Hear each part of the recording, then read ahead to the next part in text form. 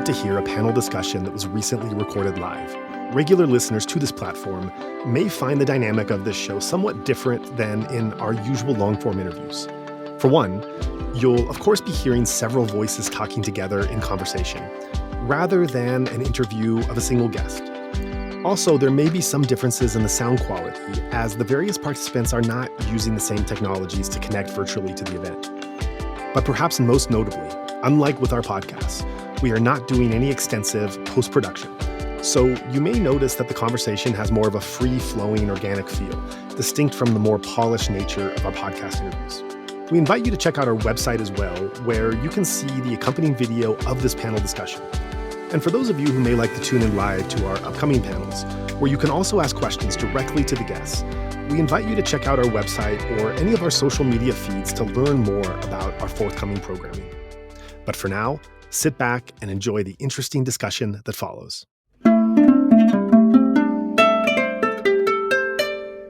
So for those who don't know, I am Zoe Wild, founder and executive director of One Light Global. We're an international humanitarian organization that works around the globe, perhaps mostly with refugees, but also with Indigenous communities.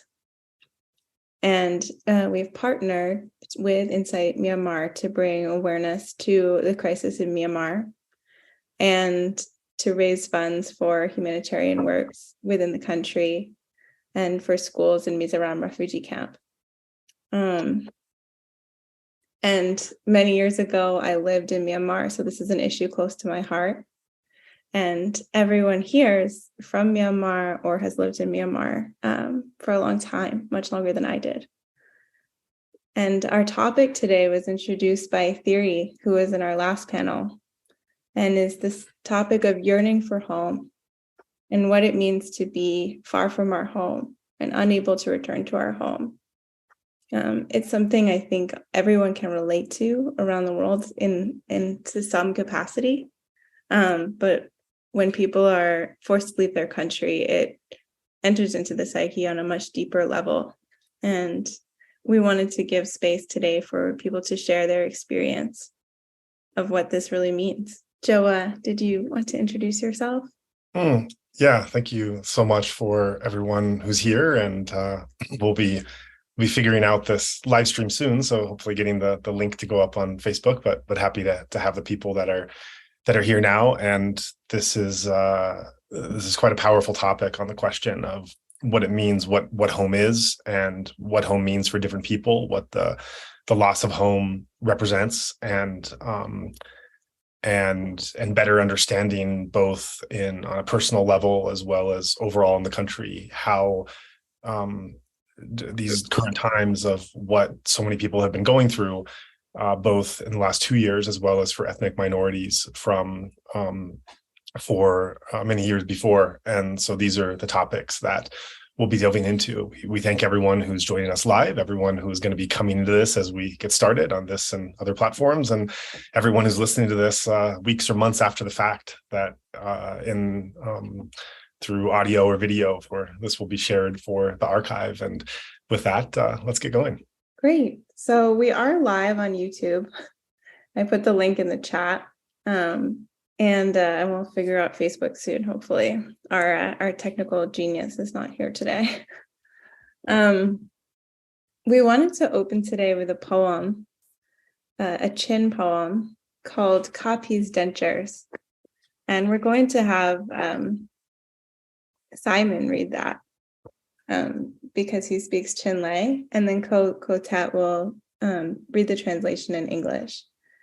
And rather than take this poem apart and analyze it, we're just going to have the audience sit with it and let it land in its own way for everyone, and we'll come back to it later. So whenever you're ready, Simon. Thank you so much, Joey. So let me start to read this poem in Chi. Kapi hadeo kaha kuchunga kapi arol konfangbang antla fama ha umtelomi hani he kani khel. He kani lenti asi zan kamanga kaha he angkwa pat lenchang seru kaya tam di chichak kamang kapa fa chamam kamhelnak kapa ha chu seru ha sui ha phangkhat he kapani achimton kapum chunga aman fakbek chu kaha chi ni chun napi he nan ha an ilo ati jing fatin ti shai chunga achami aha chu alaki kapi chu rol a eiton a edi a khengtol bang aha zong atol na akut ni in he tia kapi he in mai dumpi in khoi kan man achok khau te lo hoi le zong in chung in leng an chok khau te lo in akan leng mi pau adot big a hoi le bang bia an irwa le ton adot big a hoi le he chun an thong man an I thei te lo adot big a hoi le kong atu le akan chimbal lo adot big a hoi rak ngai ma mo an ha atol mi kapi nu le zau in atu nu ni korwat ton aha bang phangkhat nu phangkhat angkal takolo mo ti in. Thank you so much. Thank you. Coco Ted, if you would read it now in English for those of us who are not familiar with Chinle. Thank you, Zoe. The poem is by the Chin poet, the noted Chin poet ID, who usually writes in Burmese, and it's been translated into Chinlai language that was read by Dr. Simon just now by Slai Tile Awai Tang, the Chin translator.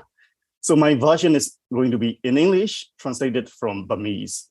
ID, Kapi's dentures by ID. Like corn seeds, Kapi used for chicken feed. My teeth fell into my cupped hands. Flushing my toothless gums, I smiled my broadest smile in my dream last night. My teeth are full of cavities. Kapi's daughter I am. I must chew my bones to the dust. Some of Kapi's teeth are porcelain. Kapa, who boasts a single gold tooth, says, in my whole body, my teeth are the most precious. Your teeth look like napis, says Sisi. Every morning, Kapi takes her denture out of a water cup to breakfast. After each meal, she'll hold the dentures with both her hands. She will sponge them with soap and rinse them in water as if she were doing the dishes. She is too feeble to walk out of her garden. All her friends are confined in their homes too. Everyone who visits our house is her best friend. They keep chatting and chattering. She's lost touch with her friends of her age. She has never told her grandchildren about her best friends. Did she ever have a best friend? Looking at Kapi from behind, watching her false teeth, her granddaughter cannot help but wonder, perhaps one after another, her real friends have abandoned her, just like her teeth. Thank you. Thank you. It's such a powerful poem. I'm looking forward to unpacking it a bit in a little while.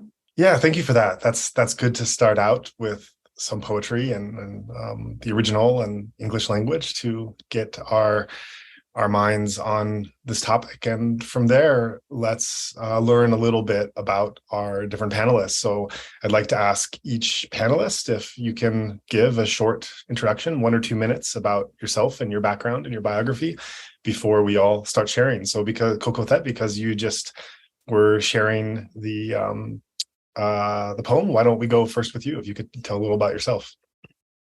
Hello, my name is Kokothet, and I am a poet, poetry editor, and literary translator based in Norwich, United Kingdom.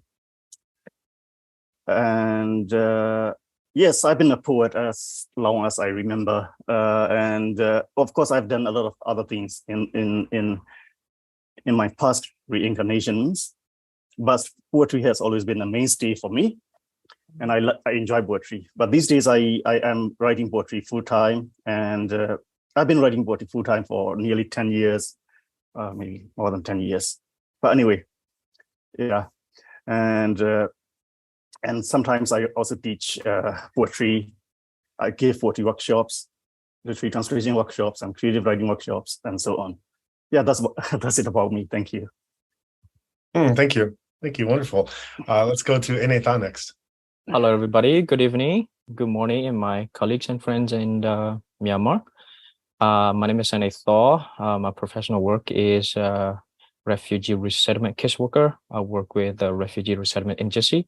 I'm also a co-founder of I'm Kenya, organization led by young adult youth to help assist displacement and internally IDP and refugee across the Thai-Burma border. Great. Thank you. Co-Simon, let's go with you next.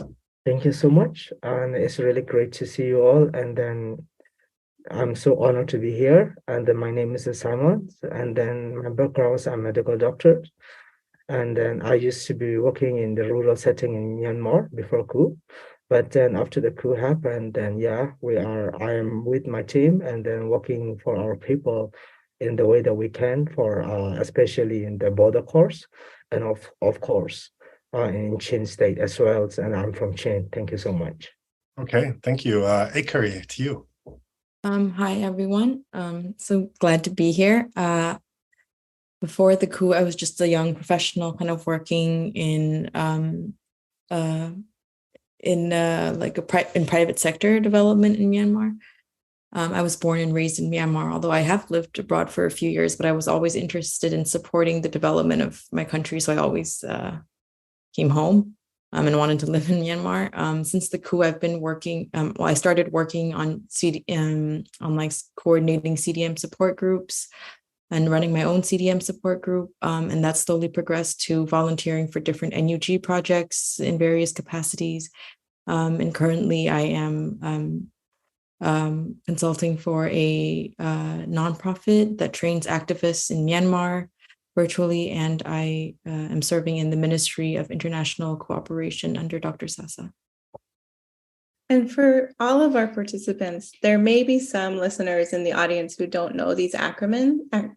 So if you can just, when you say CDM or NUG, if you can let people know what you mean by that, it'd be really helpful. Thank you. Okay, and Theory, let's hear from you. Hello, everyone.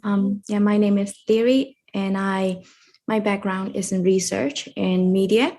And I was in the country for a year after the coup. And then since then, I've been moving around. So I'm not in the country anymore. But really nice meeting you all. I'm so looking forward to discuss with the discussion about home, which a topic that resonates me a lot. And so I'm so looking forward to discuss with you guys.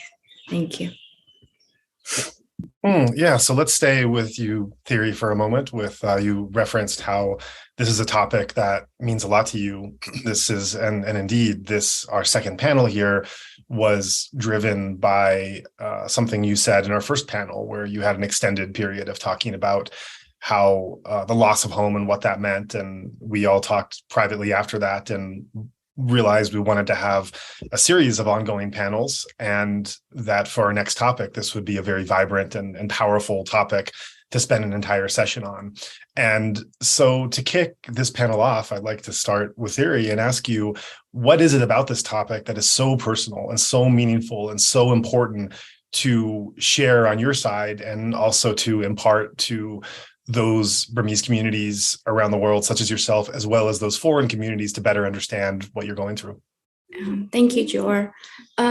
So like I've been traveling a lot since I was 20, so I don't really have a feeling of home, like attached to a place or anything. And I've been like working around, and I live abroad and just live in the country, and just a bit more like so home is not necessarily a physical place for me. It's more about the sense of belongings and also more like attachment just for me. But for some people, it can be the land, because land is the identity, or it can be the physical home itself. In my work, I work a lot with the documentation, and I work a lot in the conflict affected area. So I came across people like losing home, but it does, even though I've been documenting, it have never really personal to me until I actually have to leave home like a year ago. Because when people say this, like, oh, I don't want to leave home and my home is bunny, or like when the state media announced that, oh, people burn their own home.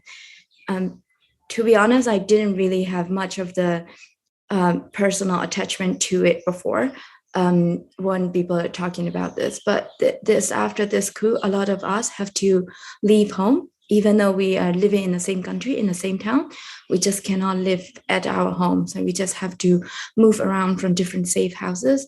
And a lot of my friends have to leave home to the jungle and fighting. And a lot of my friends have to leave home to the foreign country. And a lot of the people that I know in the past, they've been relocated. They lost their home by the airstrikes or by different conflicts. So yeah, for me, like the topic itself, whenever the word home it comes, it's very difficult for me.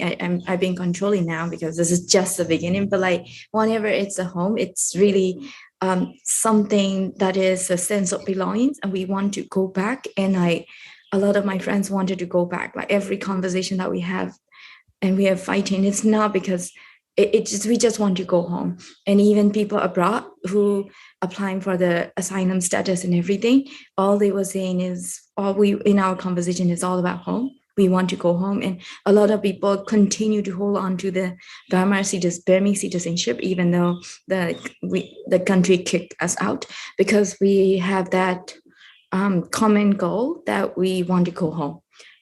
So that's that topic itself is like, somehow resonate among me and my friends, and broader like people I work with. Yeah, I'm gonna stop here. But well, as you just pointed out, Theory, you're all here because of circumstances that forced you to leave Myanmar. But home is this concept that is complex and illusory and means so much to so many people and different things to so many people. Is it land? Is it landscape? Is it familiar plants and animals? Is it familiar faces and culture? Akari said something beautiful last time we spoke, that home is never needing a map, and is it the food? Is it the values, the religion, the art? Is it, we work with indigenous cultures where it's like the place where your placenta is buried, or where many, many ancestors and generations have lived. And there's stories that are passed down from generation. Or is it a place that we belong and can be moved from the location? A country is really a concept that with these lines that were drawn by other people. It's not a real thing. And yet when people are forced to leave their country, there's so much pain. So we'd just love to hear from anyone who feels called to speak about what home is to you. Theory's just shared a little bit about that for her, but from some of the other voices. And Atha has also said in the past something so beautiful about how you can miss a home that you've never been to. I guess I'll jump in. The concept of home itself is quite complex, and even to me, I still don't have the definition for home. But when I think of the term home, often I associate myself with a land that I grew up never having lived there since I left when I was 2 years old, due to armed conflict, due to the fighting between the military junta and the Korean National Liberation Army. And so as a Korean who live in the territory held by the KNU, we often face military campaign, military offensive. And in fact, the military have carried out a scorched earth campaign against the Korean and other minority groups across the border, right?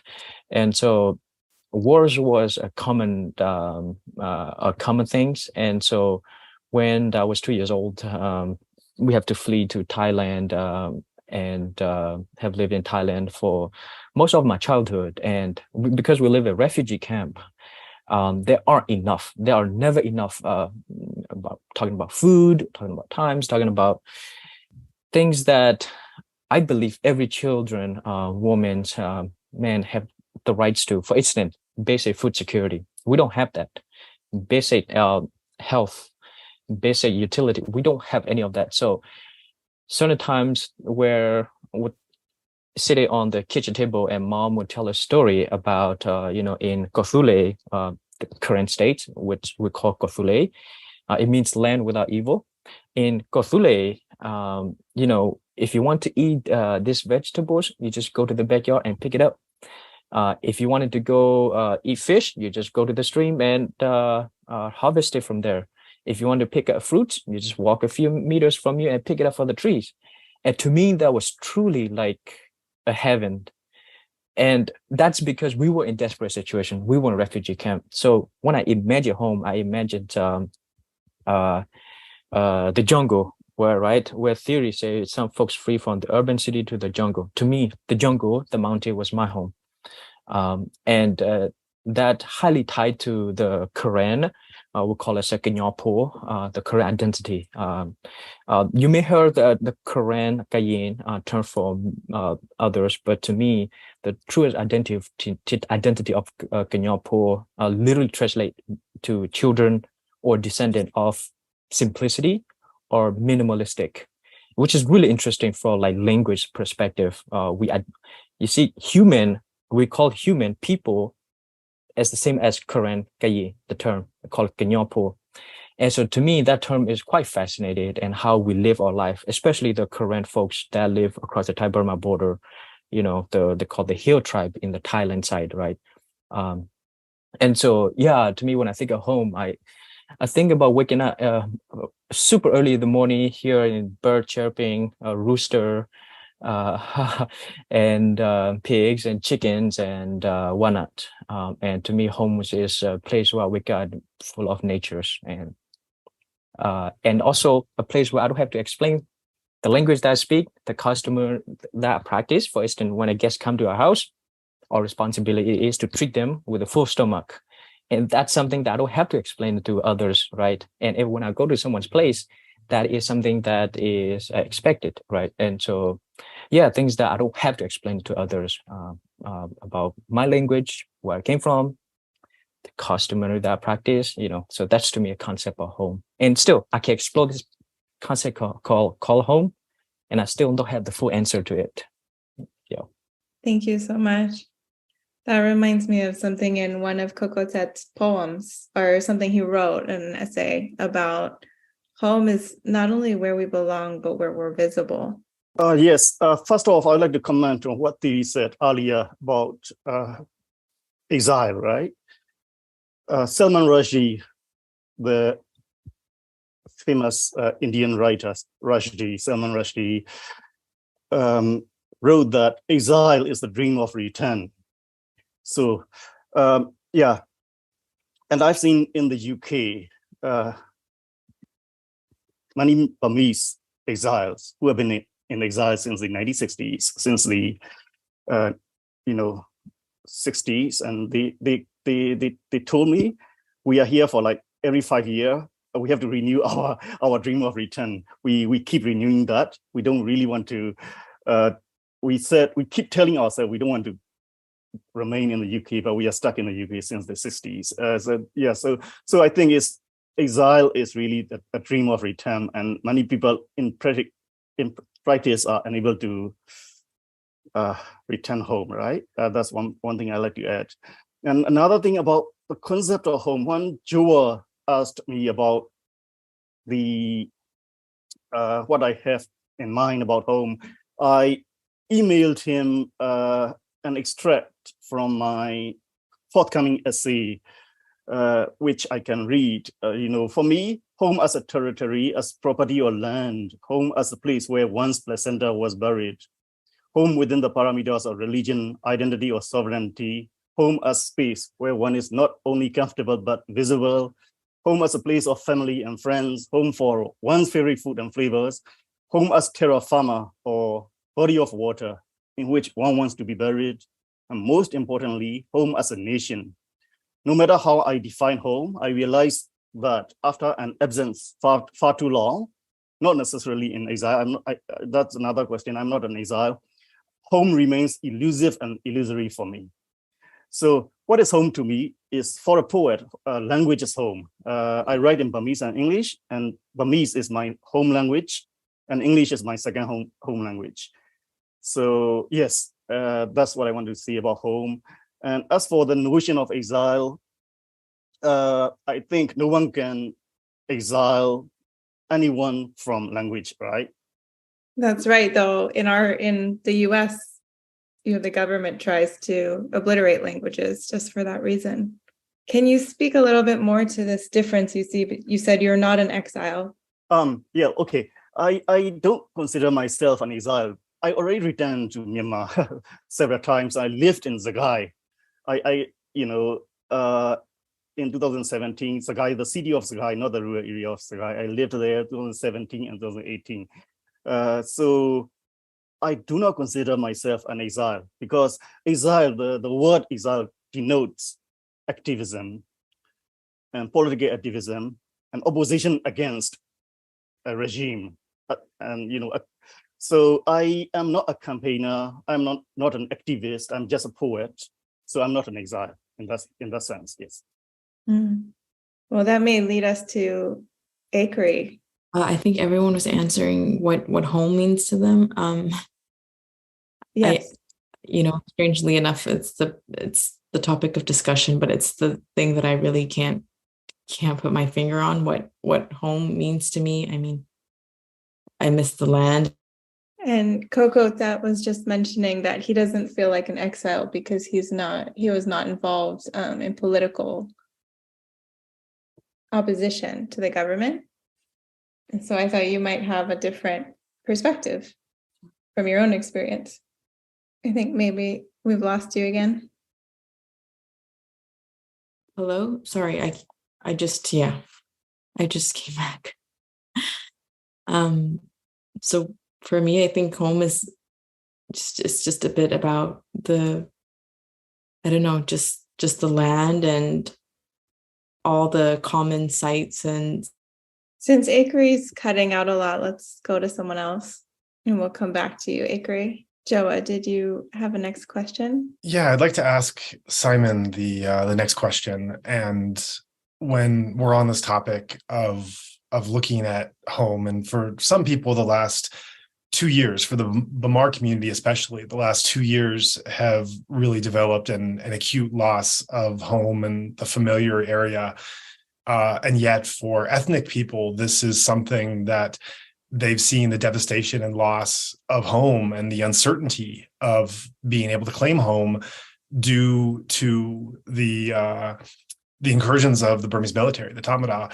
And Simon being from the Chin part of the country, Chin communities, I wonder if you can speak something about how you have come to regard home in Chin communities where there really has not been safety or security or even any kind of comfort of being able to live as you like for generations. And so how would you describe the sense of home in Chin communities growing up?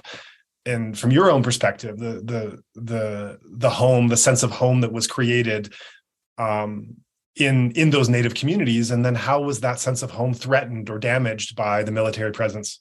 Thank you so much, George. So yeah, I just would like to start with one quote. Home is where one starts from. So home is something that is very unique, and I would say that this is a cell, I would say in the biological term, like cell that we have gathered together, a small group, and one small group gathered together, and then we build a community. And then one community builds another, and then that's what we call a nation. So home is something where we start. And it is very important that, like Jiri have said, home may be physical or even is in like sense of belonging, and then there's attachment. And then someone may not be saying that when we say home, they may not be specific to the land, because let's say someone who live in urban, maybe they stay in like 5 floors of the building, and then he may not or she may not be really prescribing of something. But as a Chin people and as a Chin person, when I say about home, I think it's very important. The home is where we start to learn. I will say the home is where we educated, or school, where we school for every life, not only the educating, but also lifestyle and all. And this is where we learn our own language. This is where we start to learn about how to love and how to respect each other, to our siblings, to our parents. And this is where something is very important to be, starting. This is something that our journey start.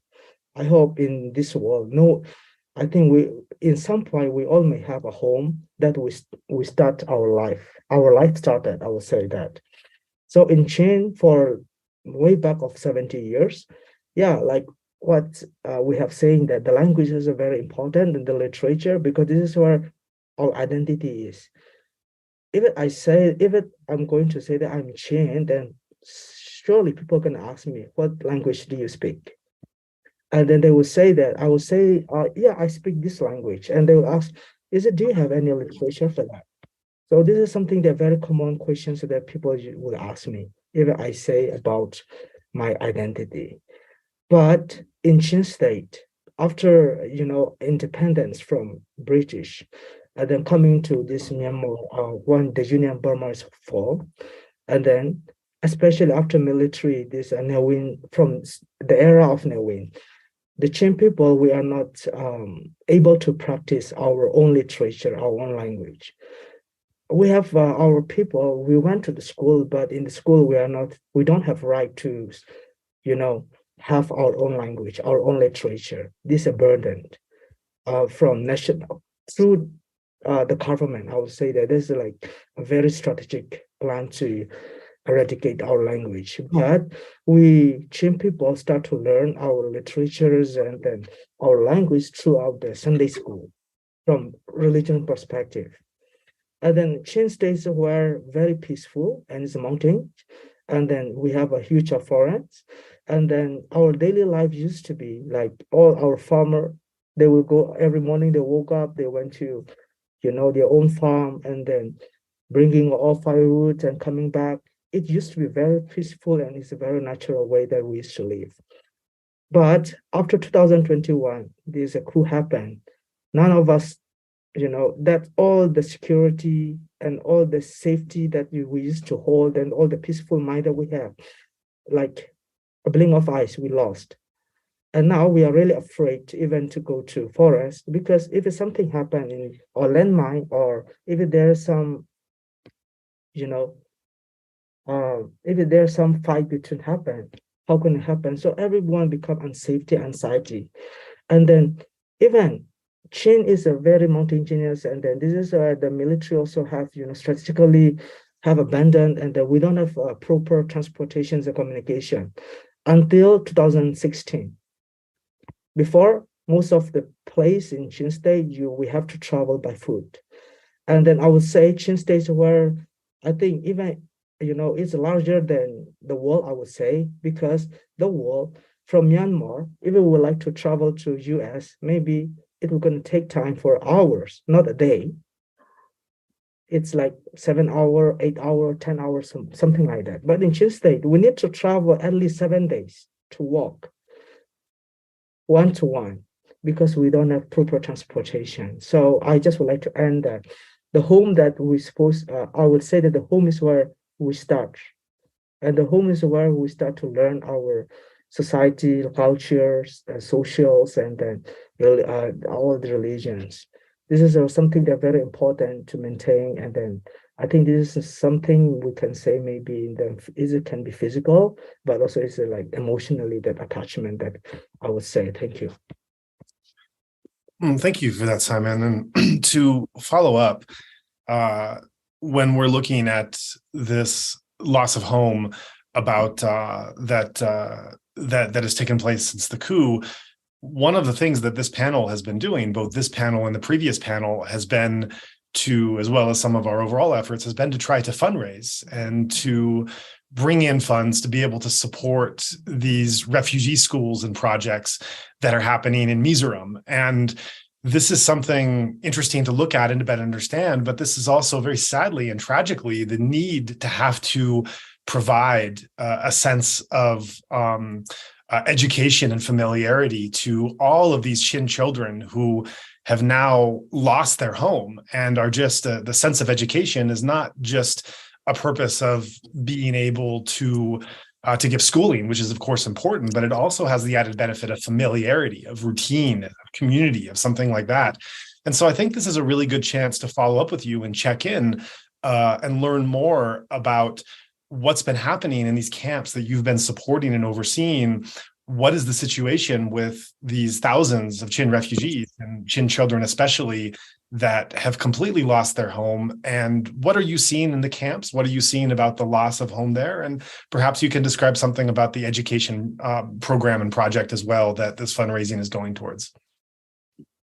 Thank you so much. Yeah, going back to the camps, yes. Of course, the camp is something that they wanted to be stay here, or this is something that they have destined.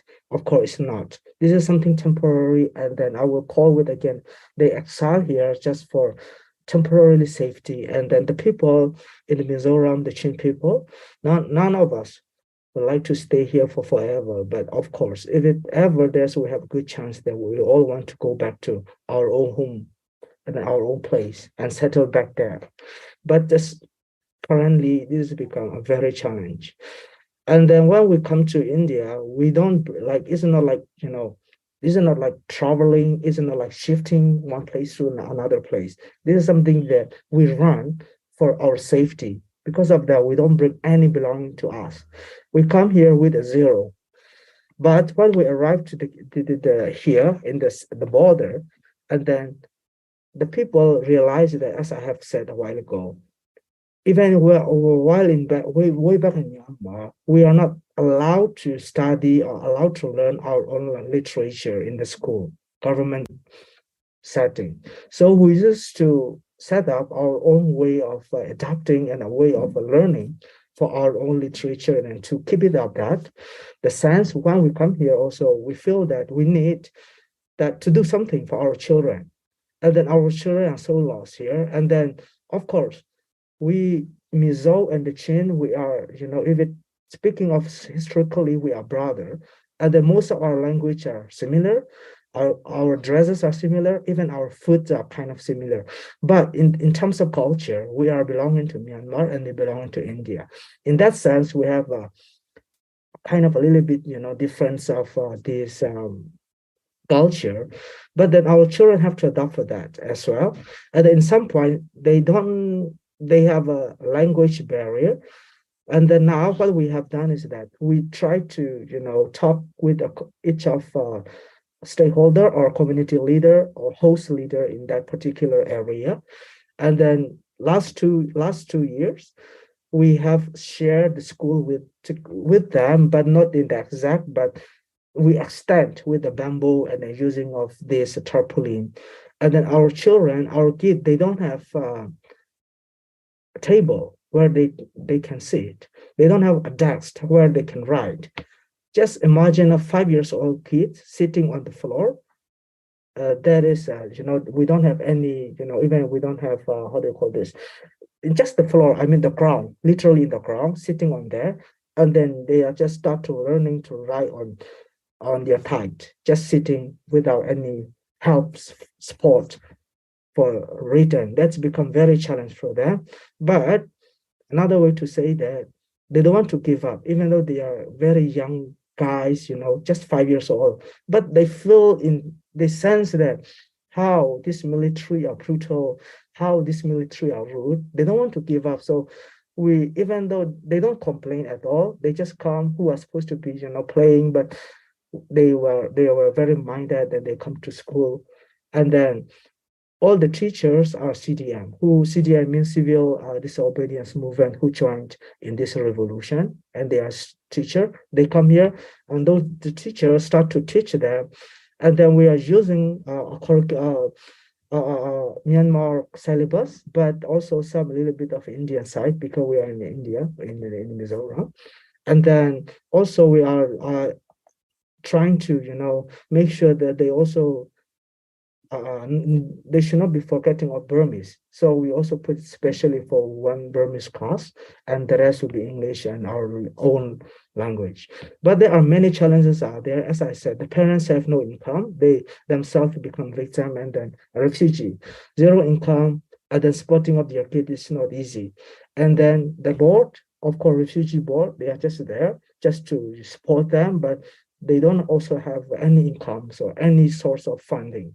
So they are just voluntarily trying. The board, of course, refugee board, they are just there just to support them. But just to finish, I just would like to say one word that, yeah, right now with the circumstances are very challenged, but the people of Myanmar or the people of Chin, we don't give up. We are trying our very best, even though in this worst scenario or the condition. But if you can help us more, and then we can sustain and we can do something better for our people, for our future, because the young generation, these kids are our future hopes and our future leader for our country. And we really need to support them and we really need to help them. Thank you so much. Thank you so much for sharing that. I think we have Akri back with a good internet connection. So I just want to say before we go to Akri, anyone who would like to contribute, you can do that at onelightglobal.org/Myanmar. We're building 9 schools and providing school supplies and providing Chin teachers with salaries. So anyone who wants to do that, I put the link in the chat. And for anyone watching after, it's www.onelightglobal.org/Myanmar. And that's a joint project of Better Burma and One Light Global. Thanks. Thank you for that. Yes. And everything is definitely appreciated that can go towards this project of the schools that Simon has just described. Moving next to Akri, who I think is back with a more stable connection. I think as we're looking at this process of having to flee home, of course, when we're checking in with those ethnic minorities, this loss of home has been continual and something that they've been facing for generations, tragically. Akri, you mentioned that Yangon was your home, Myanmar was your home, and you found yourself in really a situation of acute danger and really terror that made you realize that you had to urgently flee for your own physical safety. And so this loss of home for you came quite sudden, maybe not unpredictable given what was happening, but sudden and very scary. So I wonder if you can share with us, as far as what is safe, what you were doing at the time to support, I believe it was the civil disobedience movement, and what dangers you found yourself in that precipitated the need to have to urgently flee. Sure. Yeah. So, I mean, yeah, as you said, I mean, I didn't leave because I had to, in the sense that it wasn't like there was a 505A out for me. So, it would be that, during the day, I would spend my time coordinating, in the beginning, I used to go out protesting a lot, and then realizing we needed to change strategies quickly because protests alone weren't going to cut it. So I started coordinating a lot of CDM support activities, planning different fundraising campaigns on a lot of Zoom calls with CRPH at the time, going around and picking up and delivering cash to be sent to CDM people, like passing out flyers on the street during the day. And at night, I would be awake, preparing myself mentally for what life inside insane might be like, and like, how would I survive the torture or the rape? And would I break if I got tortured? And if I got tortured, whose names should I give? Like, who are people who have left the country or who are already arrested? Like, and that took a huge toll on me. And it was also I was really scared because I had a lot of close calls. So like my neighbor was shot in front of me. Sorry. So it was just a lot of psychological trauma that was really hard to live with, and just wondering every day, like, am I going to be next? Is there going to be a knock on my door? Like, what do I do if the soldiers come? So it was really, really difficult. And I think that's really why, like, I wanted to leave. Like, after like going out in the street, having my neighbor shot, trying to drive him to the hospital. Luckily, an ambulance pulled up just as they were about to load his body in. And I'm like, if I had driven him to the hospital that day, I don't think I would be here. So a lot of like running around, having a lot of like close calls with soldiers where like at the end of the day, like, you know, there was so much adrenaline, but at the end of the day, I'd be like, wow, like if one thing had gone wrong, I wouldn't be here today, you know? So it was just a lot of psychological trauma, and it was a lot of burden. So I really felt like I had to leave for my own physical safety, but also, you know, for my own psychological safety. It's like, you know, I was like a nutcase. And I just feel, and I have a lot of guilt for leaving too. And I feel like there's a lot of young people who, like me, who could leave, who had the means to leave, you know, they left. And it's a huge brain drain that's going to further impact the development of the country. And it's just really sad. And I feel so fortunate to be out. And I feel like the fact that I can even be sad about missing home is a privilege, you know, that a lot of people don't even have. And I remind myself that at least, you know, it's not like my home got like shelled or torched, and I'm not like, you know, my sibling or my child just died and I'm carrying all my belongings on my back and running through jungles. You know, I left comfortably on a flight. Like, I was so scared until the flight took off, but still, you know, I keep reminding myself of how fortunate I am. So yeah, I guess, yeah. So that's really the reason why I left. I don't have to leave. Sometimes I think of going back, like joining PDF along the border, but I don't think I would be very useful with a gun, and my fear of bugs in the jungle. So I don't think that's really a good option for me.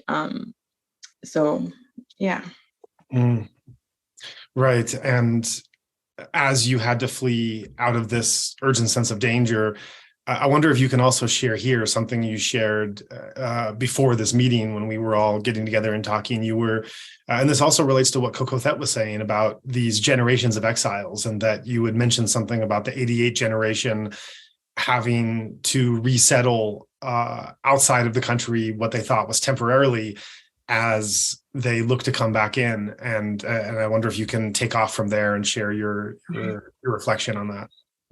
Right. Yeah. So, so after, of course, you know, after I was safely out in the States, I continued working, and I connected with people who were from the 88 generation who had left because of 88, and then had to settle down here and have built, you know, new lives, and they're very successful and happy, and they're all back rallying the Burmese people in their communities to support the resistance from abroad. And while I was working with them and learning their stories, I realized that, you know, that might be me in 20 years, like decades later, still so far from home, having to settle in a foreign land with children who will never know what Myanmar is or speak Burmese. And it just makes me really sad and worried about how long am I going to be stuck here, and is that going to be my story, and will I lose my identity as I try to assimilate here. And actually, I was so homesick, so I always try to find like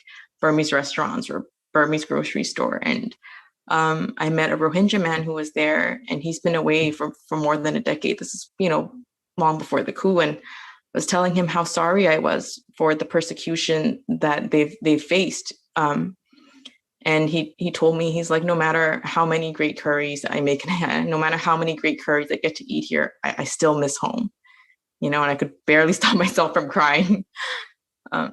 So yeah, I'm just very worried that that's going to be my fate as well. And I hope that we can go home soon.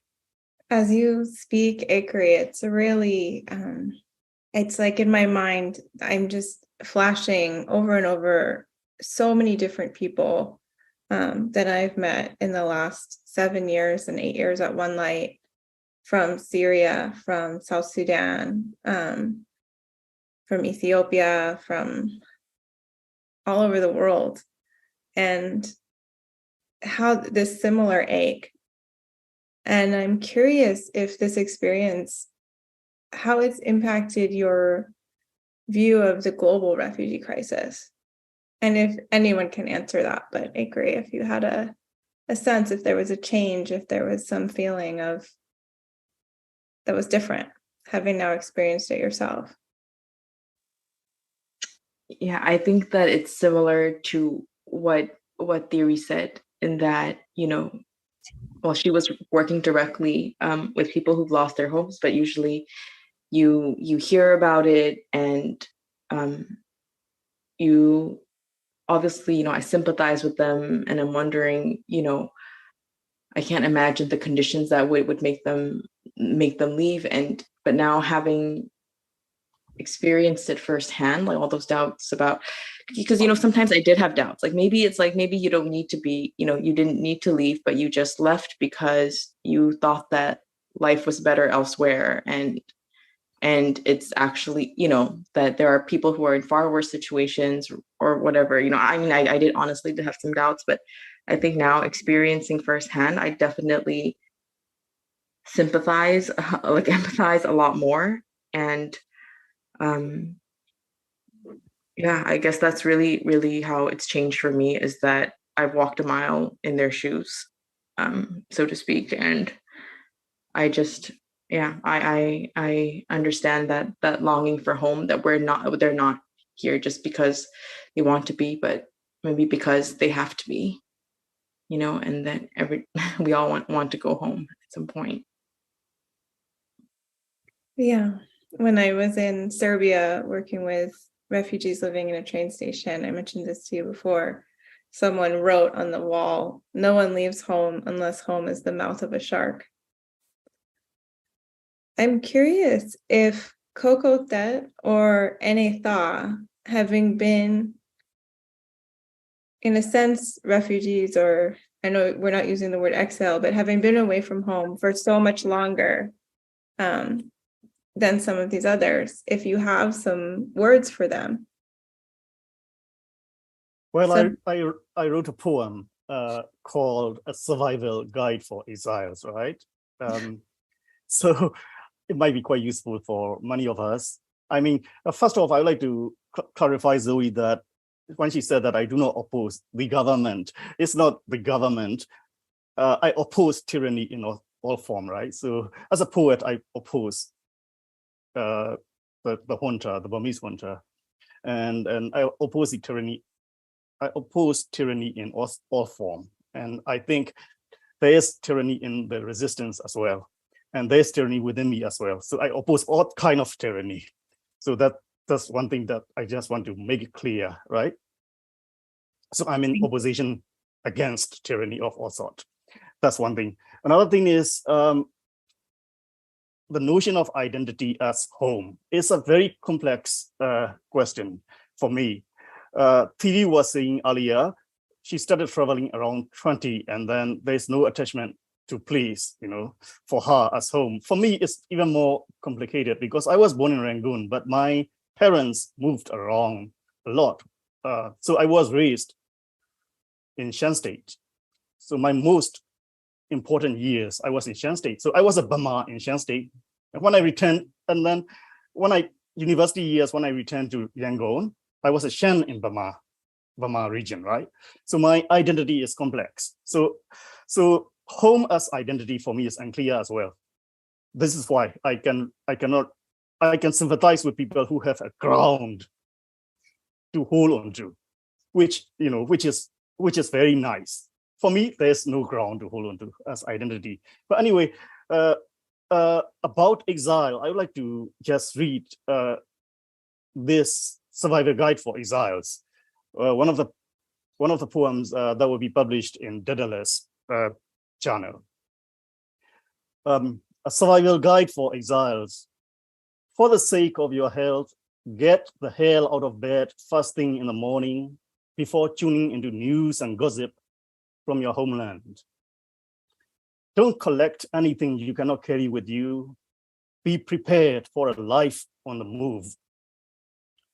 Don't expect your hosts to have ever heard of your country's name. Don't expect them to be responsible for your well-being. Expect them to give you a family name. Just as a second for God is a life for humans, your 1 year in exile may translate into a lifetime in your homeland. Don't burden yourself with the weight of the world.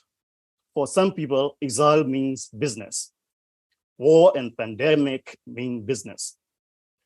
Do not associate with exiles who will add more woes to your burns, be them compatriots or foreigners. Your nation state you have clung to may go up in smoke overnight. The nation within you, no one can destroy. Don't be a trauma clown, analyzed and anonymized by anthropologists, turned into a feature film by filmmakers, or your suffering co-written and edited by privileged white writers whose lives have nothing in common with yours. Tell your story in your own chosen form. Revolution will not be less perfect without you. Don't look too far. Even the Mother Earth has her own fever, her own dukkha. Don't look back. When you left, it was spring. Today, it might as well be a cold, dark, bitter winter. Thank you. Thank you. I'm curious if any of the other participants, I see them posting hearts, would like to respond to that. That Coco said that was really touching, and in fact, it is the survival guide for an exile. I'll agree with you. Yes, when I reflect on my experience and this concept of home, as somebody who never really truly lived in my motherland, there is a true longing for returning. And I believe the main reason is that when we live in refugee camp, that's not a home. Refugee camp is not a home. It's actually they call it temporary camp. And because it is temporary camp, there is some sort of desire to either force us to move somewhere else or to return somewhere else, or in what could put it, be prepared to move. So my family, especially my mother, somewhat conditioned us, trained us to return back to our motherland, and to return so we can live the way we wanted to live as a free man walking on earth. And part of that is it wasn't involved going to school, becoming educated, be the teachers or engineer. It was simply to be a farmer. I have met so many farmers in my life who are genuinely happy with their life. I have met so many, have walked so many who, as somebody who live in developed countries, I look at these individuals living minimally are the most genuine and happiest people I met. Whereas I have met so many people rich, well-established, have massive resources, networking, whatnot.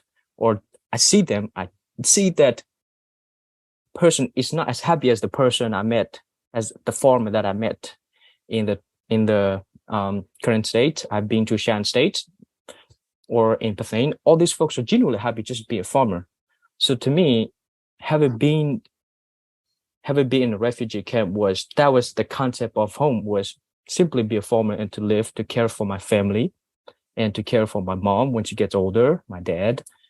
And that was how I was conditioned and trained to return back to our home, right?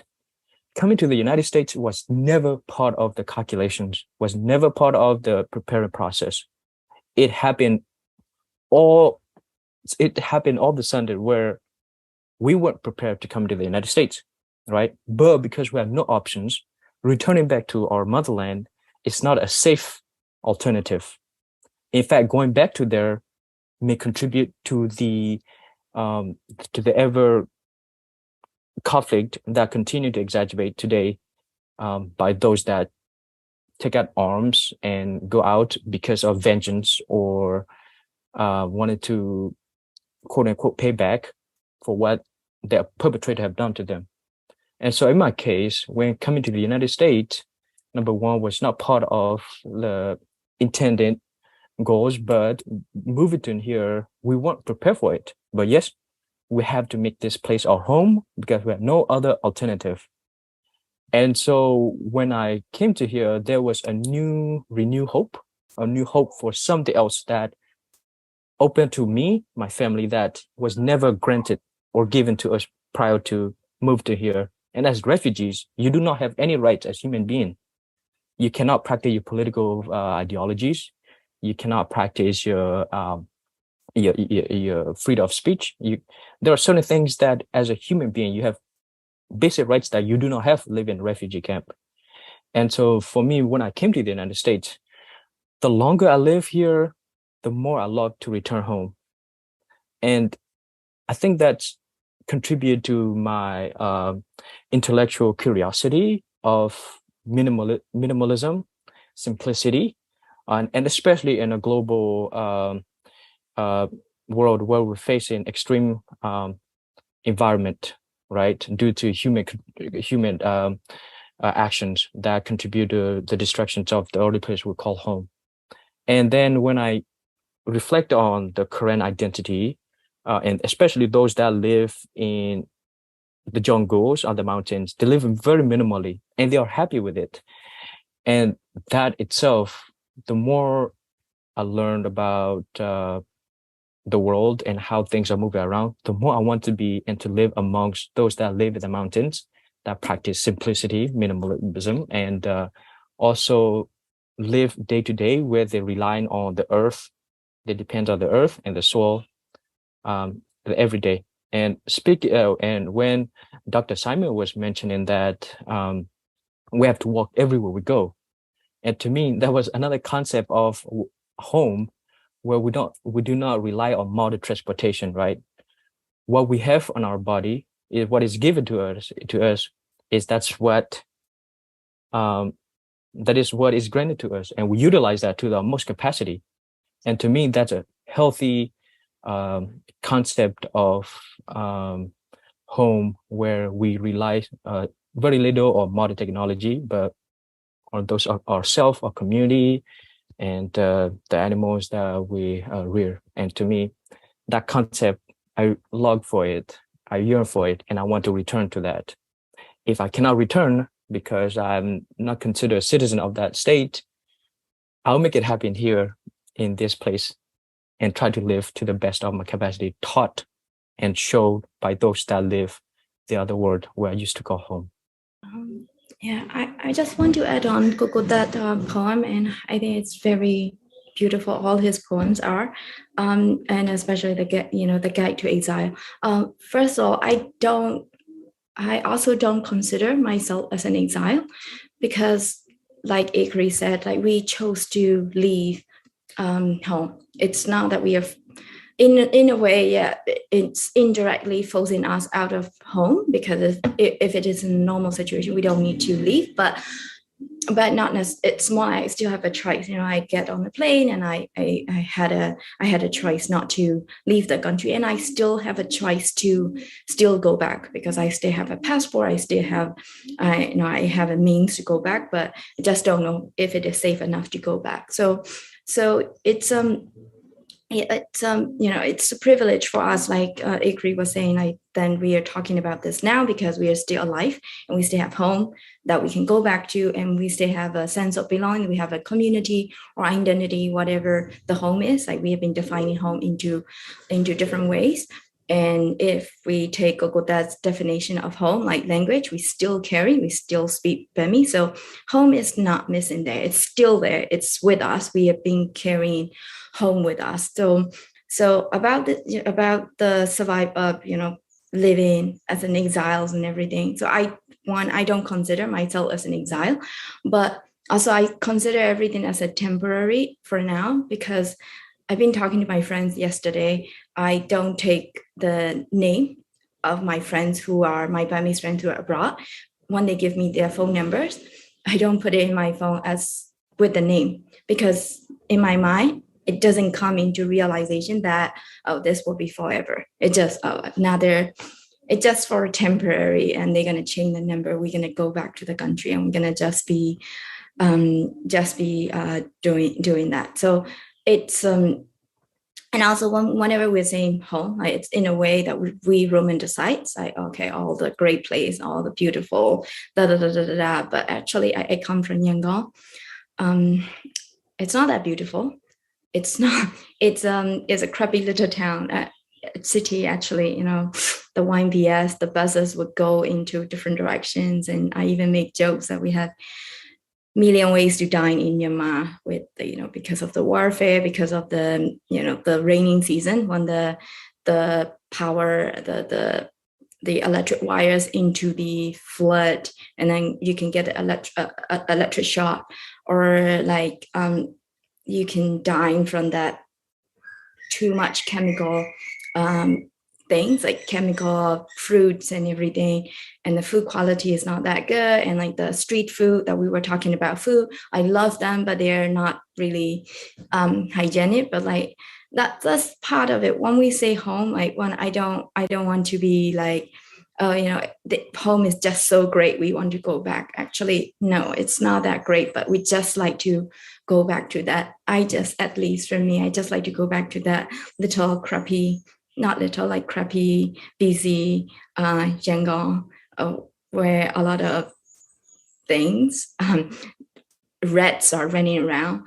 But that's the home that I want to go back, where, but not alone. Even the thing is, I can always go back home alone, but it won't be the same, because my friends are now there, and the people the familiar faces, the people that I usually see are not there.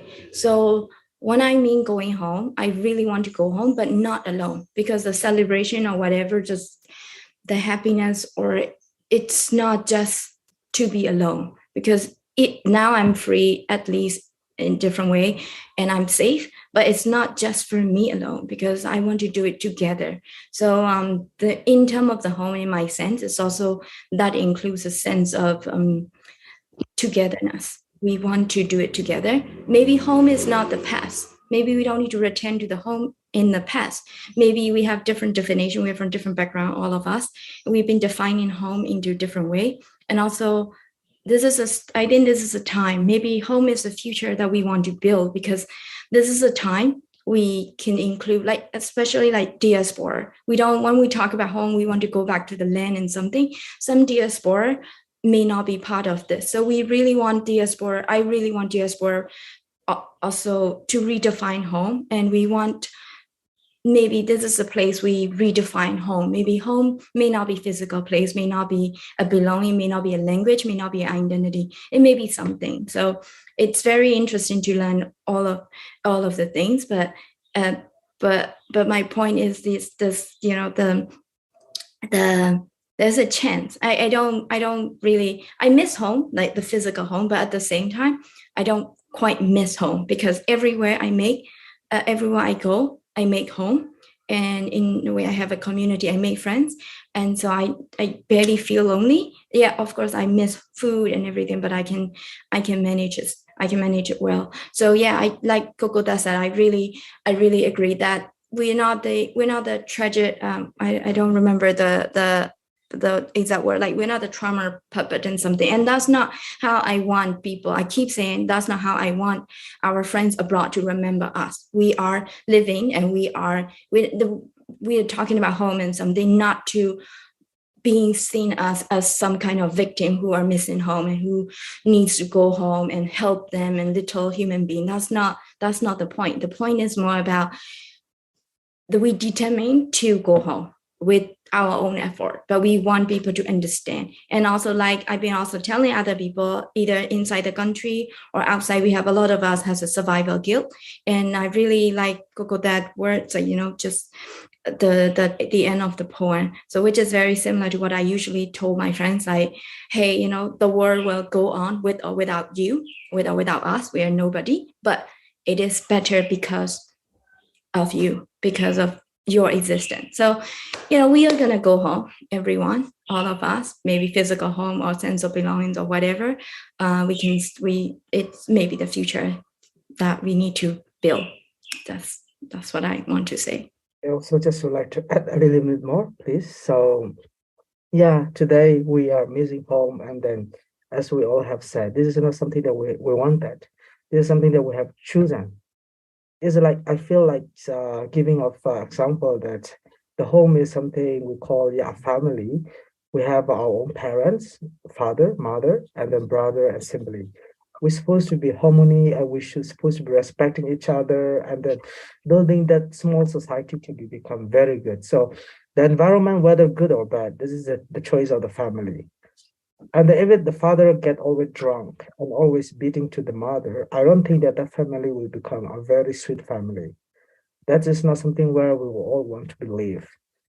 And today, even this military, a while ago, could have already said, the way they treated to the people of Myanmar is like inhuman. I mean, it's like unimaginable. Then now we are dying. We are, a lot of young people and a lot of even to the military side, and even to our side, people are dying. Actually, those who are dying are our brother and sister. No matter what, we are still Myanmar. We're still in that land, same land. Why we have to be fighting? Why we have to be killing each other? Why we have to be, blaming each other instead of coming together and doing something good? But of course, this military never want to surrender, never want to say a word of sorry.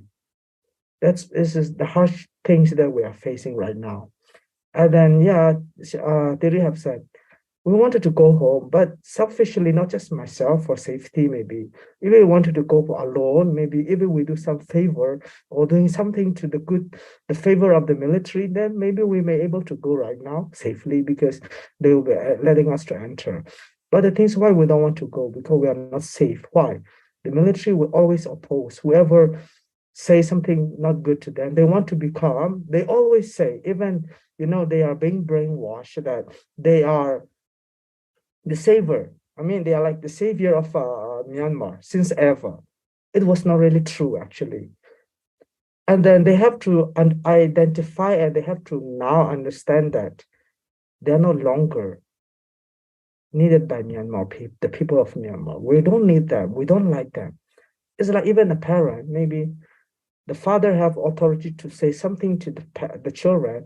Also, the father also have right to listen to the children, the voice of children sometimes. Not whatever he say may not be true. So sometimes the kid may also say something as feeling that's the really good thing for the family. But now the people of Myanmar are saying that we don't want this dictatorship. We don't want to be ruled by somebody for the sake of their family. We are, we want our justice. We want our freedom. And then we want to live harmoniously. And then the people of Myanmar, whether from north, from east, from west to whatever, we are a brother, we are not enemy. Actually, we can live harmony and then we can help each other. In that way, I don't think that today we won't be able to come and sit here and talking about missing home or longing of home.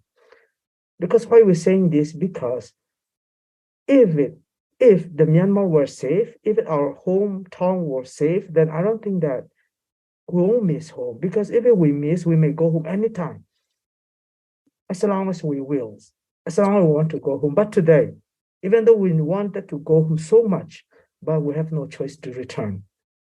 Because if we return, and if our life is at the end there, then who will speak on behalf of us? Today, we are speaking for ourselves and then for our people. But those who are speaking today, if they are being captured, of course, they will be tortured and they will be killed. And the voice will be dismissed from this earth. And the words may go and continue like we have said, and in the poem, Gogotada have said, we are nobody, but we can do somebody for our people. So today we are here. I mean, we really miss home. It doesn't mean that like literally or like something, but what we are saying, how we are trying to portray is that we have no right to go home. This is the problem. We have no choice.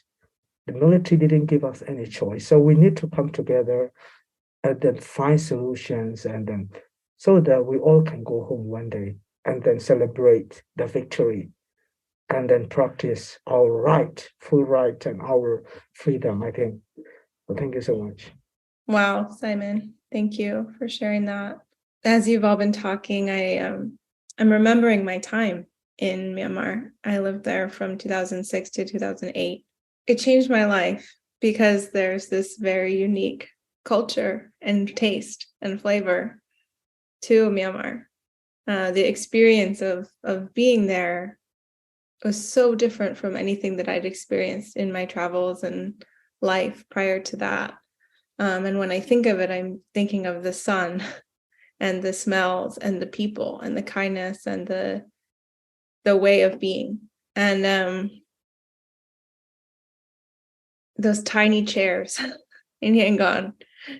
I saw in the chat that Enetha was saying, you know, before he dies in a foreign land, he hopes that we can all join a table together to enjoy pork offal skewers on the streets of Yangon. And as you were all speaking, it occurred to me that, you know, if home is also people and this community, as I think it was Theory was saying, you know, I don't want to go home if I go home alone, right? I want other people there. But it's also, I can have all those people in another country, and that still doesn't feel like home. So there's this combination of place and people. But that as you're all forced out into the world, each of you does carry a piece of Myanmar, like that ineffable thing, whatever it is that we can't put our finger on. And you know, Enetha was speaking so beautifully to wanting to go back and to remember, you know, this, to live in this simple way and to farm. And if he can't go back, you know, can we bring that here? Can it be a little taste that you're carrying out into the world of Myanmar? And so I was thinking about that, and I was wondering also, from things all of you have said, what are the things that you did carry? You know, you've spoken of there's so little that you can bring when you leave. And I think many people here, you know, and right now in the US, there's these massive floods and fires. And I think it's a thought that people have now of what would I bring if I had to leave my home? And I'm curious, what do you carry? Please go ahead, Kokotet. Yes, so we talked about our experience in Siberia, where there was a graffiti writing, you know, the nose of a shark, which is a very vivid imagery. One home becomes the nose of a shark. One has to leave. And I think, excuse me, I think one shouldn't feel guilty about leaving, you know, home. One home gets extremely hostile, right? Yeah. Is one have to save oneself to begin with, to be able to save others. So I think I would like to also advise my compatriots that don't feel so much guilty for leaving, you know, the hostile land. And that's one thing. Another thing is home as eco. That really, really worries me these days. Ecosystem. You know, I would like to share a tragic sight that I experienced when I was living in Zagai, right? So one day I walked out of my garden in Zagai and I saw a chameleon, the reptile, a chameleon, on her return from her daily forage. She was running up to her nest onto a mango tree, which is my garden. So, but she was running up a mango tree, but the mango tree didn't exist anymore. It's only a stub of a mango tree because that morning my landlady felled the mango tree because my neighbor complained that the sap from the mango tree was dropping onto his car over the fence. Okay, the neighbor happens to be a Burmese Buddhist, and my landlady is a Muslim matriarch, so that they didn't get along. So the landlady had to oblige and pulled it. That means I cut the mango tree. So it was a very tragic thing to see that a chameleon running up a stub of a tree, looking up at the sky where, her nest should have been, right? She was completely startled. And then chameleons change color when they are faced with danger or when they are faced with different, they respond to, their emotions by showing different colors. So she was just showing different array of emotions by showing different colors like black, blue, and all that. I could really sympathize at that point how confused or shell-shocked that chameleon must have been. And so for people to return home, if the home becomes the stub of a tree, what to do? That's the question. Would anyone else like to speak to that? That's such a heartbreaking image. I'm finding myself having to stop myself from tears. About what I bring from home is that I lost my baggage on the way to the US. So with the snowstorm, I never got it back. So my mom took bags and I don't know, a few little here and there. I brought it. But then because of that, I lost them and I just yeah, me too. So I lost them and I don't really have much. So that's the lesson. And I was like, okay, I shouldn't attach to anything because things can get lost and you never, it's not stable, it never been, it can get lost. So I never really get back. But there's one thing that I make sure that I had it. It's Shui soap. They wouldn't know that Shui Satya. I think a lot of people will know. That Shui Satya is my stress release soap. So I still have it. I just brought it. I like to smell it, and it's a washing soap. It's very cheap and washing soap. You can get it in any random grocery store, but it's not Shui brand because Shui is a military brand, so it stopped supporting. But it's another kind that smell like Shui, and I think a lot of people may know it's washing soap. So that's the thing that I brought from home. But other thing, I lost it, and I'm just like, okay, whatever. Maybe one day I will see it, but I don't know. It just I lost. I don't even remember what did I even lose in that baggage. But yeah, I still have Shui Satya. I'll speak shortly of that. So yes, when my family, we fled our home and resettled then live in Tamil refugee camp and eventually moved to the US. We lost a few things, but when I went back to Burma for the first time after some 12 years, never been back. I went back, and one thing that I learned for the people of Myanmar and all other ethnic groups is that they always smile, right? There's always a smile on their face. And so when I came back, I always smiled. But when I went back to Burma, that reinforced also my identity too with the people there. And with the Tanaka, the smiling Tanaka, and that represents the people of Burma, and not just the beauty of it, but the resilience of the people. Despite having very minimal, folks continue to smile, and very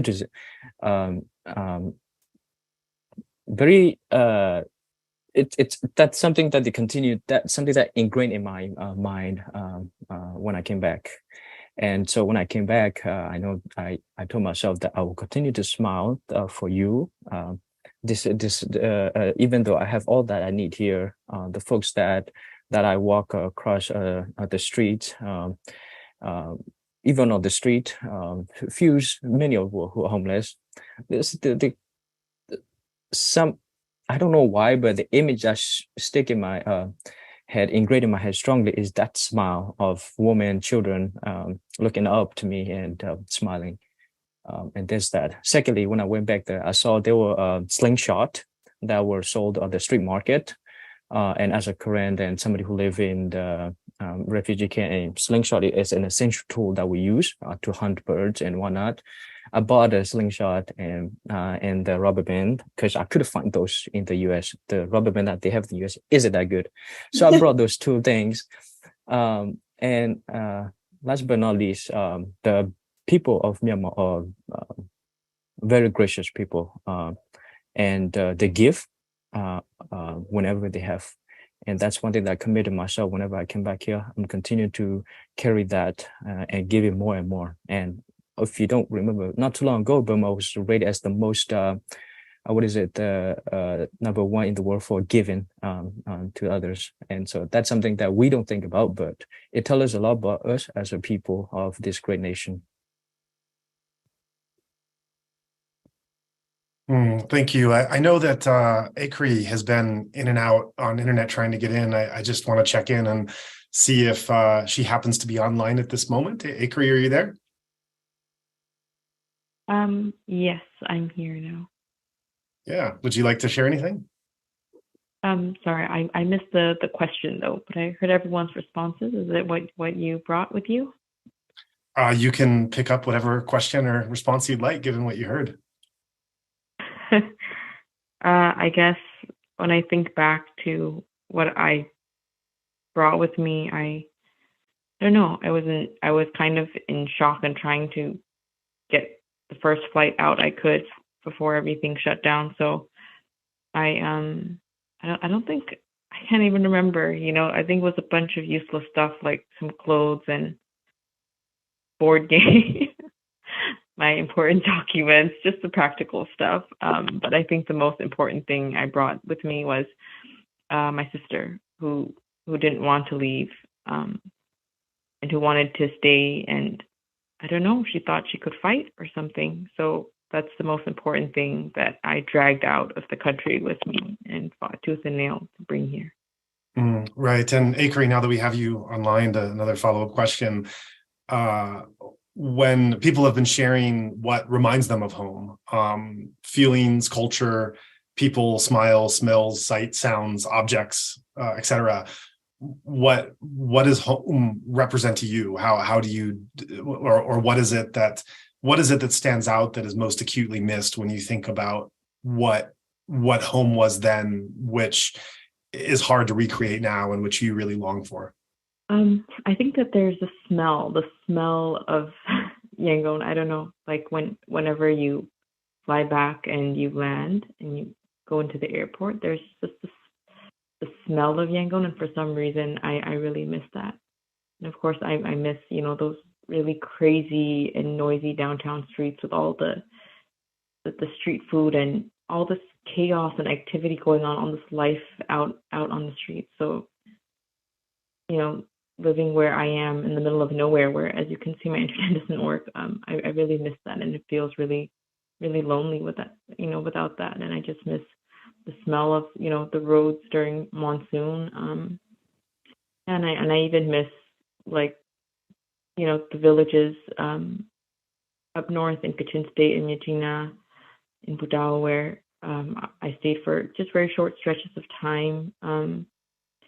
But yeah, I guess it's like that feeling of just missing, I don't know, a place, like a sense of belonging that I had. And like, for example, for Kachin State, just when I'm there, my body feels different. Like, it's like my bones know that I'm home, like in the home of my ancestors.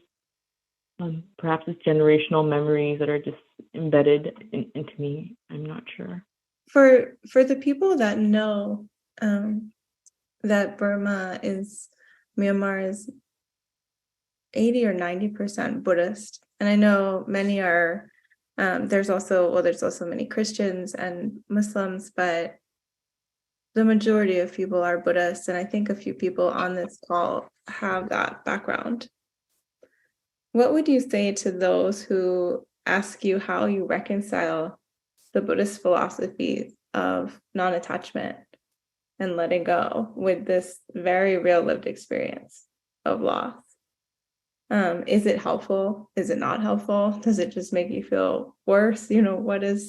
What's your experience with that? How do you hold it? That's for anyone who's Buddhist. Well, I'm a Buddhist. Well, I was raised as a Buddhist, so I don't know. I think like that not attachment actually help, but actually it has nothing. It may not necessarily be with my religious practice or anything. It's more because I've been traveling place to place, and also I don't really have much of a attachment to physical home. And also, a lot of unpredictable things happen in Myanmar. We don't Burmese people usually don't like to save money in the bank because a lot of unpredictable things happen, and then they would rather buy golds or anything, and just I don't know. And I wonder if it has more to do with the religious practice or just the political system that can whatever you own today, but then like the next day because of the political system and something it's all gonna get it away, and so I think we are kind of trained to be, well, Buddhist teaching, and also we're kind of trained by the political instabilities and a lot of unpredictable event. So we are kind of used to live in it. Just when something bad happen, we even smile, and we just like and it all said, people smile and something even, and we make jokes and something. So I think it's a combination of the Buddhist teaching and also the system make us practice Buddhist teaching into more deeper sense, maybe. Sure. Well, life is always uncertain, but in some places it's more obvious. Right. I'm seeing all these strings of in the chat of the participants sharing different things that they miss and love about Myanmar. And I'm wondering if there's more things, if you'd each like to share something that you love about Myanmar.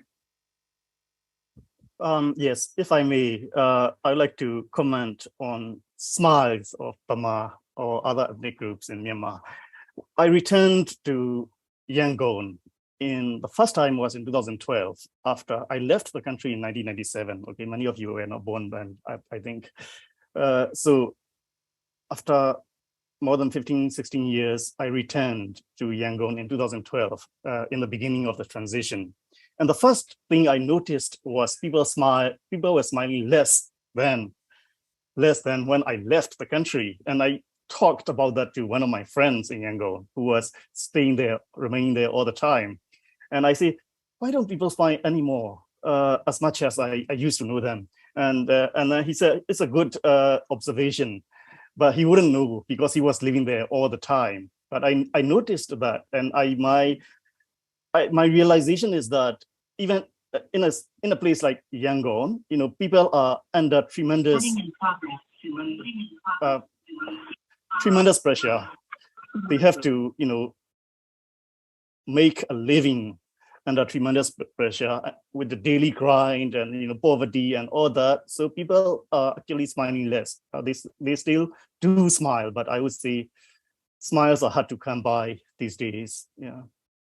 We do have a question from someone who's watching that I'll read, and anyone can pick this off. The question is, so a lot of this conversation has focused on adults and the adult experience of losing a place of familiarity. This question, we talked briefly, Simon talked briefly about the displaced Chin children in Mizoram, and of course there are incalculable numbers of children who are displaced as internally displaced people, as refugees, as exiles, as new passport holders somewhere else. And this is quite a different experience. And so this question reflects those experience of children who are suddenly displaced and suddenly have a loss of home that in their young years, they're only beginning to understand. The question is, how do you think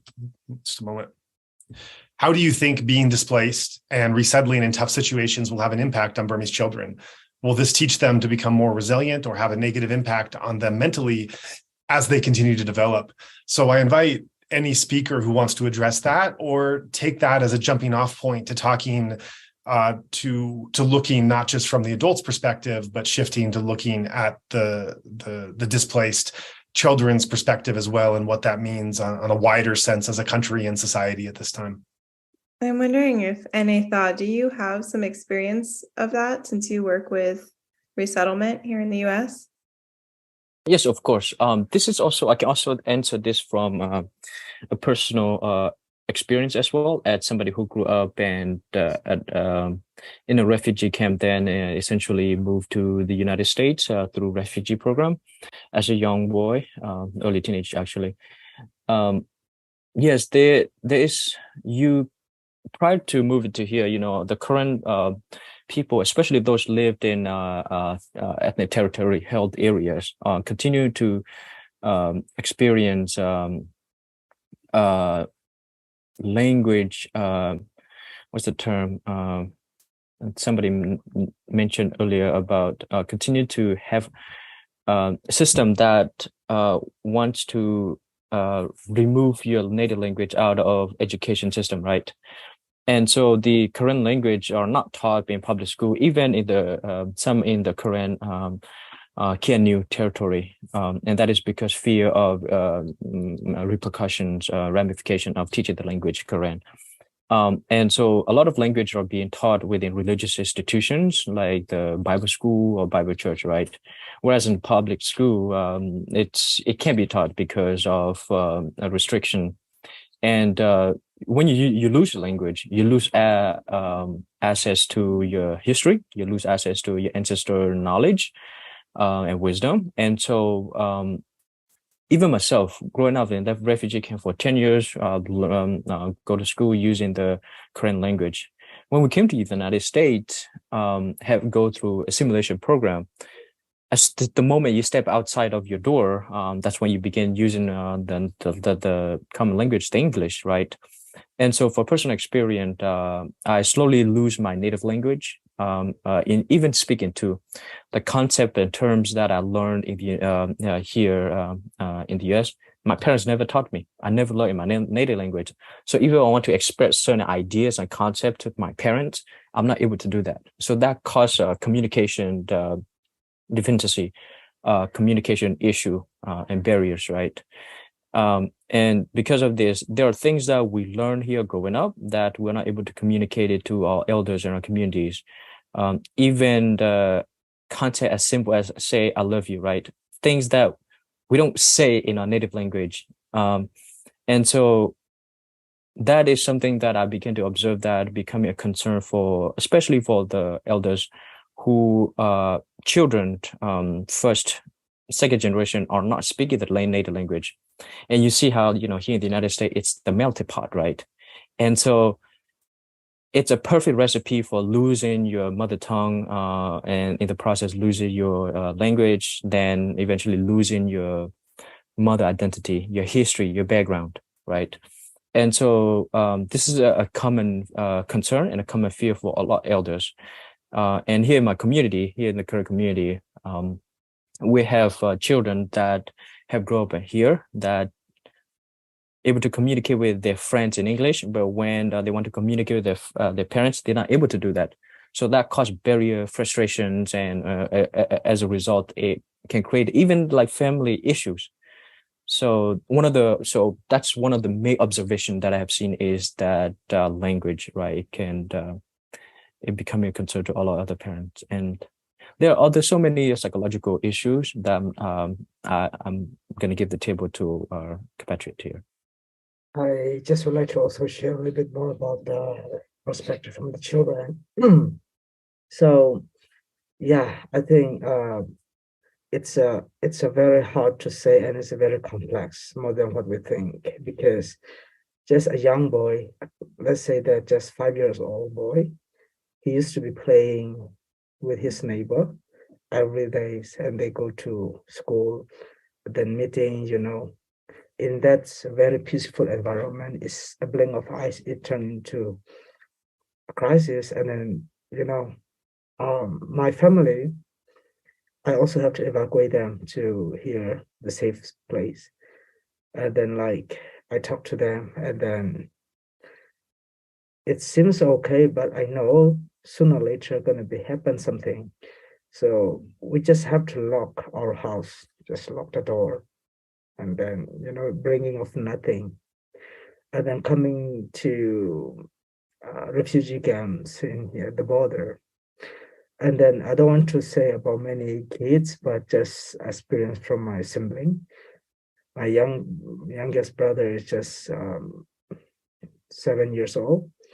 And then the morning when they arrive, travel of 5 days, then reaching to the border. And then the morning when he woke up, he said, I miss home.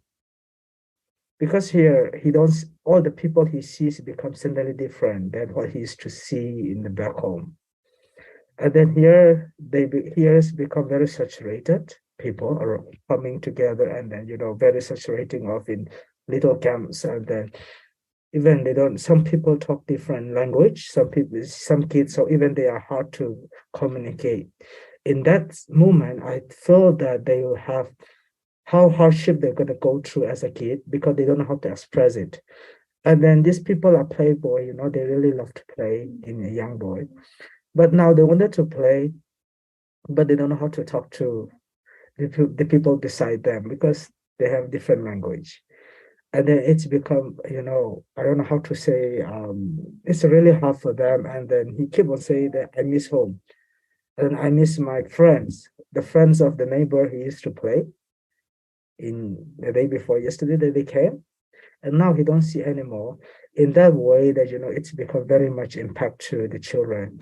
And also, secondly, even though they are children, but they start to learning of hearing of what the parents are saying. Of course, parent will be complaining and parent will be thinking of how to survive in the lands in the refugee camps. All the sense of talking, the young boy will not able to analyze it, but hearing of those become sort of, depression for them. Even they don't know how to interpret it, what they have hearing from the parent. And then the parent cannot secretly talk about those things. They come together, in refugee camp, they are very saturated. Where are you from? They are talking and then they are bringing a lot of hardship. And the kids are listening those all, things. And it's become very hard for them.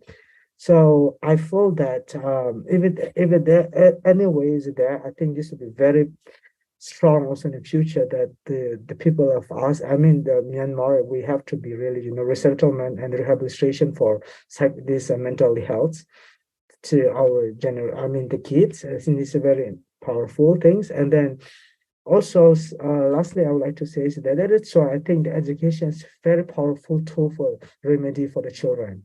When they come to school, at least they are playing as friends and they are able to do something they want then in the house, because the house is just built up with bamboo or a tarpaulin, and some kids they don't understand. They say, why my mom, I'm here, why don't we go home? I don't want to stay anymore here. Because in rainy season the refugee camp is, it's not very well constructed, and sometimes the rain drop, and when in the winter it's very cold, they don't have enough blanket. They say, mom, I feel cold, I want to go home. And sometimes the parent doesn't, they don't know how to answer for that. Seeing that is very painful. Another way to help them, we have this education program. I think this is a very one remedy for the children that we can do. And then lastly, I just would like to say one thing that you all may have seen a short video in Korean State, just 4 years old, when they say the sounds of the airplane, when they say the airplane flying, something like that, they pretend the sound, and the kid will be, going down the safe zone. They're going to say that they will have to bow down and leaning just for protection of themselves. Saying that is very heartbreaking because those kids should not be known those things. Actually, they are just innocent and know nothing. They are just play kids, But now, even they need to learn how to survive in that situation. So I don't know much how to talk it, but the feeling for the kid is in these situations very difficult for them. And sometimes they don't know how to speak it, and sometimes they are left behind.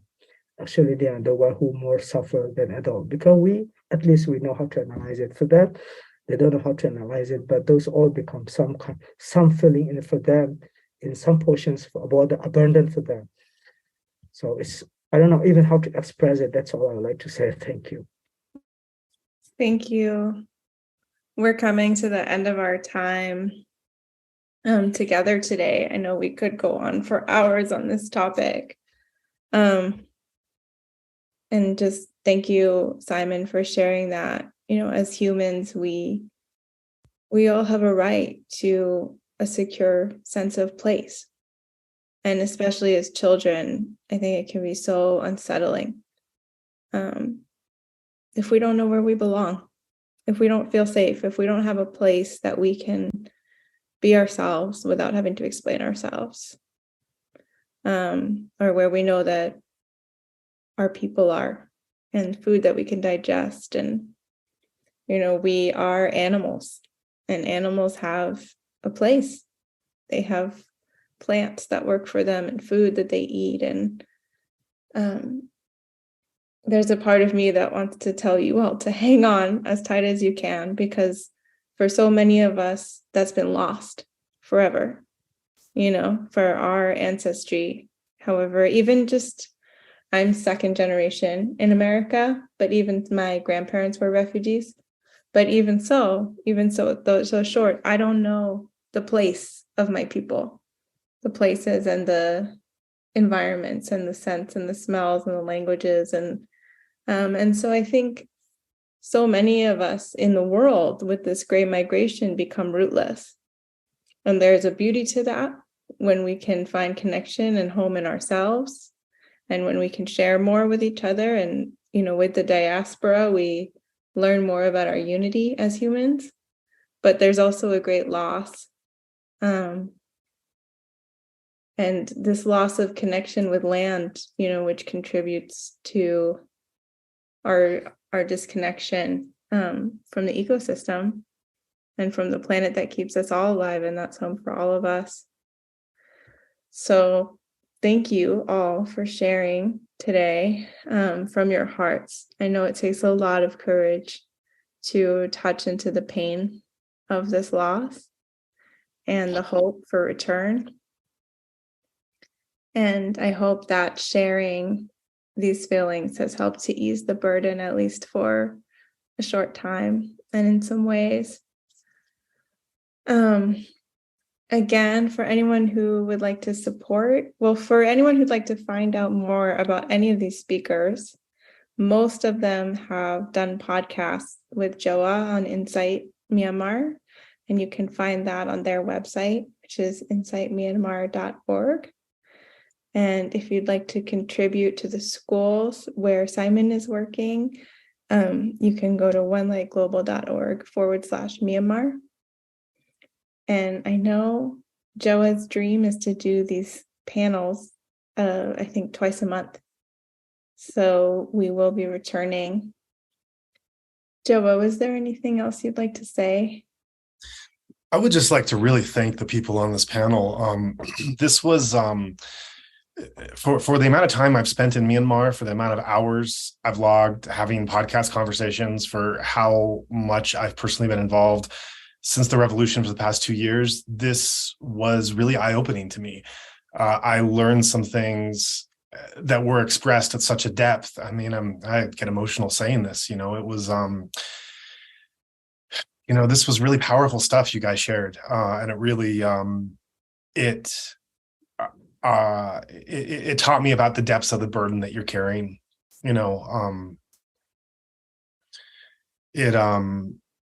It made me realize this is and I think the combination of voices was so powerful in terms of the personal experiences that you were reflecting, and then the poet's voice of Coco Thet coming with this incredible metaphorical language that tied it all together, and the chats about the small things that were being missed, and even the things that no one really liked that were being missed, of the all the different ways to die in Yangon or everything else. But it also spoke to, I think you really opened, all of you really opened up, and you were able to express from a depth of that was almost like the way I felt as a listener, which I'm privileged to be here. It almost felt like you were giving yourselves permission to tap into a pain and a burden that perhaps you don't really allow yourself to access, and that an audience isn't really there to want to hear and embrace. And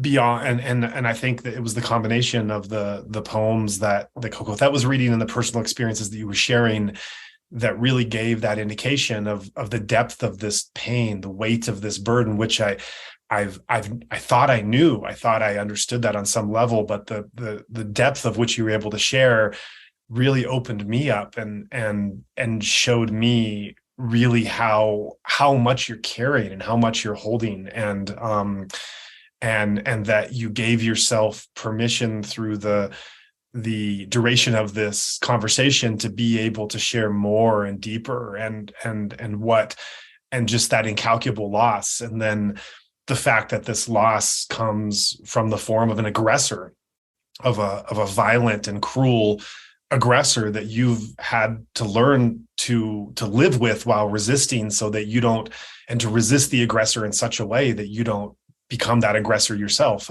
Coco Thet tells us that he resists tyranny in all forms, tyranny in all manifestations, tyranny in the resistance movement, and tyranny in himself as well. My God, that's beautiful. That's just incredible, and where that ties in. So, I just want to really thank you for this, because I'm so moved. I'm so emotional hearing the depths that you've been able to share and open up. And I hope this has also been, this has been helpful for you in being able to feel safe in what you've shared and what you've lost and how you're trying to overcome and what you want to regain.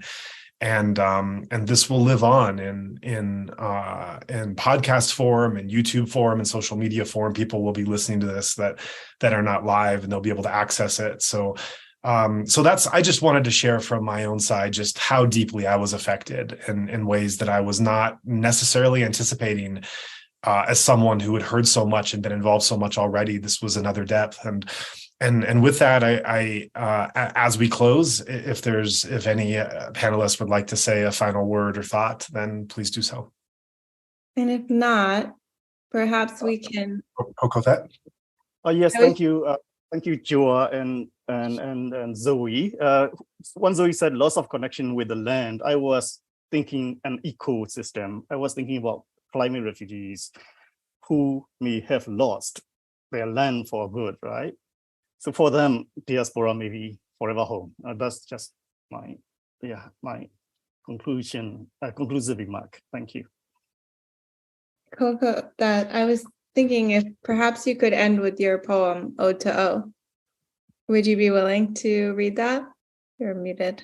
Not my own poem, but I like to read a poem from Picking Off New Shoes Will Not Stop the Spring, but written by Min A. It's about destruction of home and having to leave home. It's a short poem. I hope you can bear with us. And it's called Map of Myanmar by Min A. Map of Myanmar. All that remain are a pebble in my fist, a water bottle in my backpack, and a heap of bones. What's next? They asked. No next, I answered. No need to climb the mountains of the past. No need to row towards the rivers and rivulets of the past. The sacred text says, there is a whetstone here. There is natural gas there. What's next?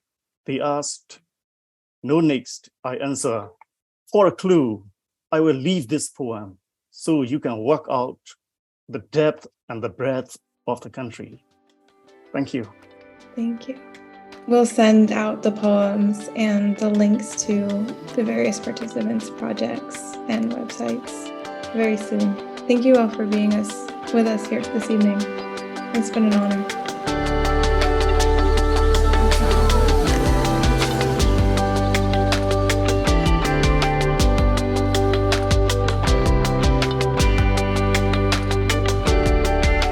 Since the coup, Better Burma has provided consistent humanitarian aid to vulnerable communities across Myanmar. Over time, however, we have also come to realize that another consequence of the coup is a severely collapsed economy. Trade and tourism have almost entirely evaporated, and local artisan communities suddenly found every opportunity of continuing livelihood closed off to them.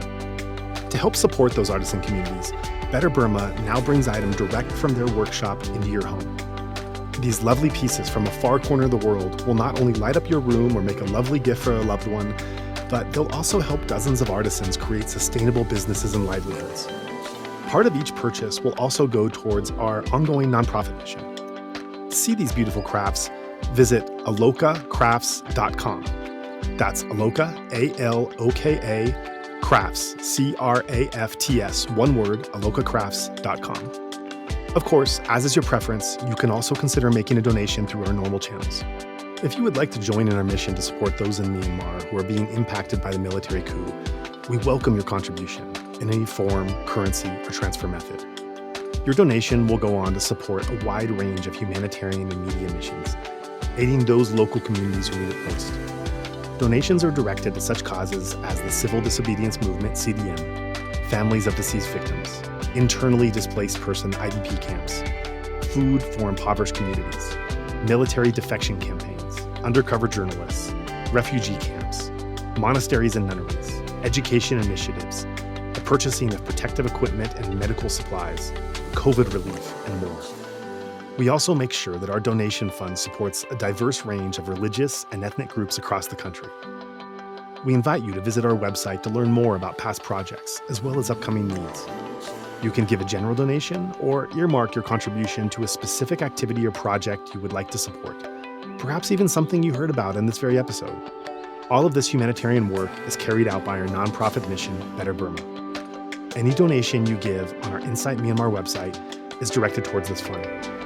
Alternatively, you can also visit the Better Burma website, betterburma.org, and donate directly there. In either case, your donation goes to the same cause in both websites except credit card. You can also give via PayPal by going to paypal.me/betterburma. Additionally, we can take donations through Patreon, Venmo, GoFundMe, and Cash App. Simply search Better Burma on each platform and you'll find our account. You can also visit either website for specific links to these respective accounts or email us at info@betterburma.org. That's Better Burma, one word, spelled BETTERBURMA.org. If you would like to give it another way, please contact us. We also invite you to check out our range of handicrafts that are sourced from vulnerable artisan communities across Myanmar, available at alokacrafts.com. Any purchase will not only support these artisan communities, but also our nonprofit's wider mission. That's Aloka Crafts, spelled ALOKACRAFTS, one word, alokacrafts.com. Thank you so much for your kind consideration and support.